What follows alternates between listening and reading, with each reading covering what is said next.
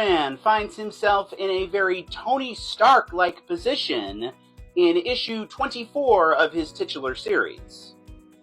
So one of the twists early on when this new Superman series launched a couple of years ago was that Superman was now going to be backed up by Supercorp, basically a big corporation that helps him do things. It's a very un-Superman-like situation, but he reluctantly went along with it. But for me, the operative question with Supercorp has always been, when is the other shoe going to drop? And in this issue, the other shoe pretty much drops. So in this issue, while Lois Lane goes off on her first Justice League mission as Superwoman, Superman is confronted by the fact that Mercy Graves and Supercorp have been selling weapons with Superman's insignia and his branding on them. Once again, a very un-Superman-like scenario. And Mercy Graves, the big person in charge at Supercorp, pushes for it by reminding Superman that they're a corporation and they have to make money and that people rely on them, people that work for Supercorp. Based on what we get at the end of this issue, I don't get the impression that this weapons thing is going to be a prolonged dilemma for Superman to be in. But I kind of wish it was, because it's really interesting.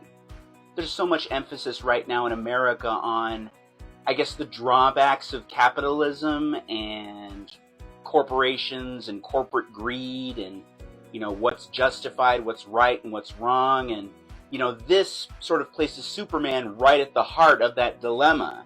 And from a cultural standpoint and a story standpoint, that's really where he belongs and where he should be.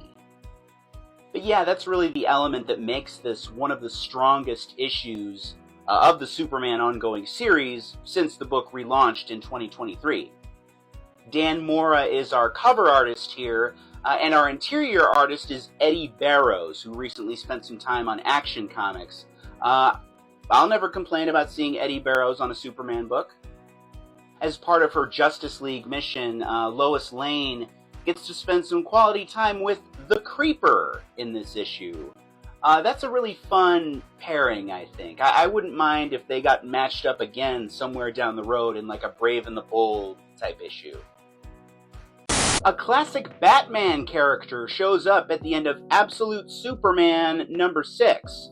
Normally, I'm not happy about that kind of thing. I'll tell you how I feel about this, and how it might be different in just a minute. So much like last issue was all about the explosion of Krypton and what happened there, this issue is largely about Kal-El landing on Earth and how he meets the Kents, Jonathan and Martha, and what their relationship is like. This was a same but different kind of approach to Kal-El's relationship with the Kents. I liked it. I appreciated the emotion it added to this version of Superman's backstory, and I'm curious to see how it evolves and changes going forward, if it's going to evolve and change. On the subject of things growing and changing, I appreciate what I believe is going to be the character arc for Lois Lane in the early portion of this Absolute Superman book. I think that as she continues investigating the Lazarus Organization and Superman, she's going to learn some things about herself, and that's interesting.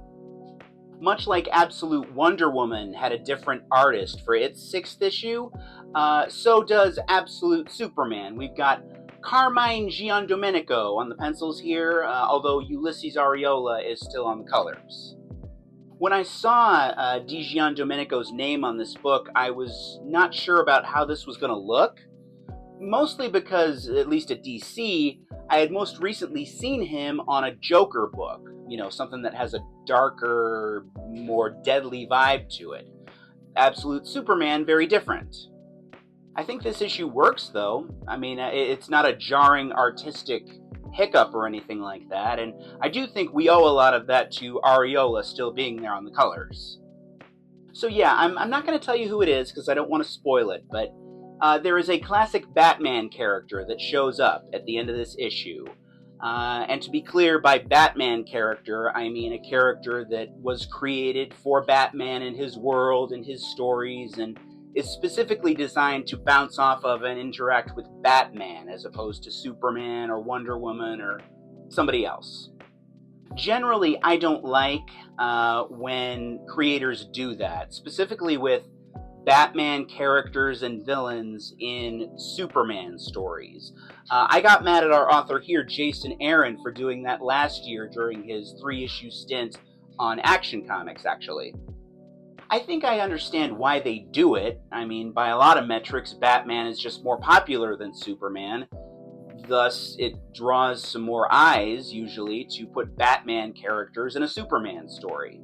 But I also think it's kind of a disservice to Superman's cast of characters. And it almost comes off lazy sometimes. It's like instead of making Superman's characters interesting and compelling, we'll just borrow some of Batman's. With this character, though, in the case of Absolute Superman number 6, things might be different. Everything should be in the service of a good story, in my opinion, and I'm really curious to see how this character's beliefs and philosophies match up with this young version of Superman, and if maybe this character influences Superman a little bit. So I'm not sure where they're going with this, but I'm willing to give it a chance, especially because Absolute Superman has been quality thus far. One of the creators of Ms. Marvel gets to take a run at Superman, albeit an abbreviated run, in Action Comics number 1085. Indeed, G. Willow Wilson is our author for this issue and next issue. She, of course, is famous for, among many things, helping to create the Kamala Khan version of Ms. Marvel, and I think right now she's still supposedly doing great work on the Poison Ivy ongoing series. I need to check that out again. In this story, Clark Kent gets an assignment that takes him to the Arctic, and as he's prone to doing, Superman finds something afoul there. Gavin Guidry, I think is how you pronounce the name, is our artist here, and he worked on one of the Superman 78 books that DC put out recently, so I was interested to see how he would fare with the sort of traditional canonical Superman.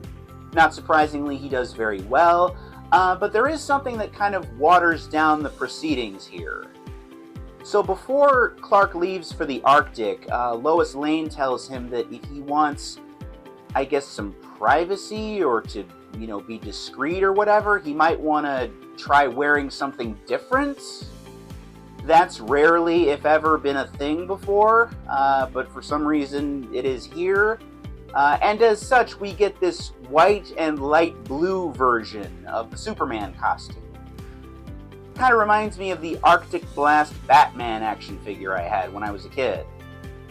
This was needless, I feel, both from an in-story perspective and a creative perspective. I mean, the Superman costume is one of the most iconic things in all of pop culture. I mean, why would you change it? It really weighs down the proceedings unnecessarily, and actually kind of took me out of the issue, if I'm being honest. On the upside, though, this issue does have cybernetically enhanced polar bears. They're not quite enough to save things, but they are pretty damn cool. I'm sure that if this creative team had more than just 2 issues to work with, they'd give us something with a lot more meat to it, but this kind of just is what it is. Take it or leave it. Folks, you may have heard that there's a new Superman movie coming out this summer. It's called Superman. Fair enough, I guess.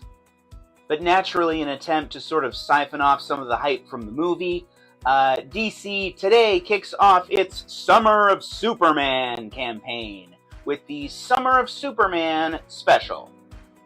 The issue is centered around the wedding of Lana Lang and John Henry Irons, Steel. We look back at what Clark Kent's relationship with Lana Lang was like when they were teenagers, and then in the present day, a monster from Superman's past/future shows up and causes problems. You'll see what I mean by past/future when you read the issue. So this issue is divided into 3 different chapters, each by a different author. And the big drawing factor for this issue for me, like what put it at the top of my stack this week, was that one of those authors is a man named Dan Slott. For more than a decade at Marvel, Dan Slott was like Mr. Spider-Man. He wrote various Spider-Man titles, including, of course, The Amazing Spider-Man and The Superior Spider-Man, which is one of my favorite Spider-Man stories of all time. What I've said previously and what I stand by is that if Dan Slott has even a fraction of the success on Superman that he had with Spider-Man, everybody's going to be a beneficiary, including and especially the readers. It was probably ill-advised for me to come into this issue expecting a lot from Dan Slott, because it's not just his story. He shares it with Mark Waid and Joshua Williamson.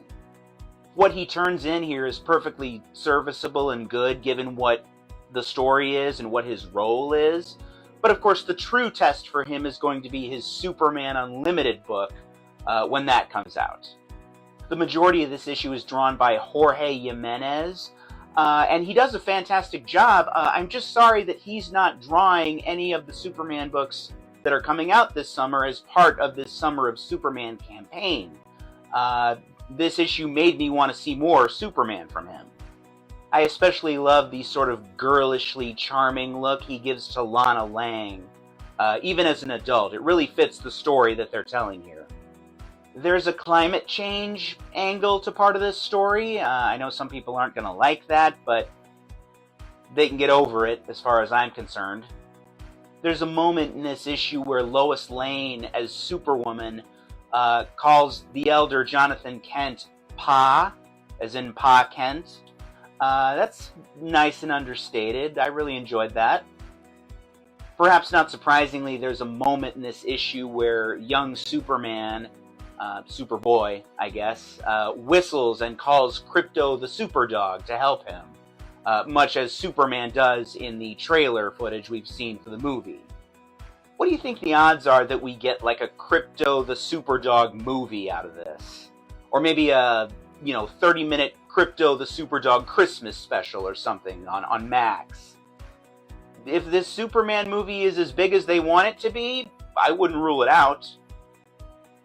So for my money, there are a couple of pretty big missed storytelling opportunities that we're seeing in the canonical Superman books right now.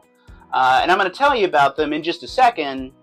But first, let's talk about how Superman 25 is the milestone 25th issue of Superman. Yeah! Shut up. Yeah, for some reason, this caption on the cover to this issue really kind of got to me. I understand that this is probably just a me thing, and, God forbid they sell a few more comic books, and, hey, sleazy marketing gimmicks are older than the comic book industry itself. But, I'm just picturing some poor noob coming along and looking at the cover to this issue and seeing, oh, milestone, 25th issue, oh, this is important. Yeah, it's the biggest milestone since the previous edition of Superman 25 that they put out in 2020. That's when they were making a big deal out of when Entertainment Weekly called Superman the superhero of the year. Remember that? Plus, what's the legacy number on this comic book? 868? Yeah, sit down, comic book. Quit blowing smoke up my cape. So in this issue, Superman and Superwoman, Lois Lane, face off against what I think is a superpowered clone of Lex Luthor that Mercy Graves and Supercorp cooked up unbeknownst to our heroes. Let it be said that this issue presents a really strong artistic offering. The duties are split between Jamal Campbell, Eddie Barrows, Iber Ferreira, and Dan Mora. To me, it was really cool to see Jamal Campbell back on a Superman book. I've been big on his work ever since I read Far Sector, and to see him back working on Superman and Lex Luthor was really cool. So it looks like, based on what we get at the end of this issue, that they're wrapping up the Lois Lane has superpowers and is Superwoman storyline. which to me is a disappointment. I mean, has this even been going on for a year? If they are, in fact, wrapping it up, it feels like they've left a lot on the table in terms of storytelling opportunities. You know, Superman seeing Lois as a liability when they're in battle together. The dynamic that Lois had with the Creeper in the previous issue of Superman, and that's just the tip of the iceberg, really. Between that and the stuff about Perry White becoming mayor of Metropolis, it really feels like we're missing a couple of big storytelling opportunities right now in the Superman books, or at least that they haven't capitalized on them as well as they could have yet. And this is supposed to be the summer of Superman, ladies and gentlemen, right? Come on, let's flex those super strong creative muscles here.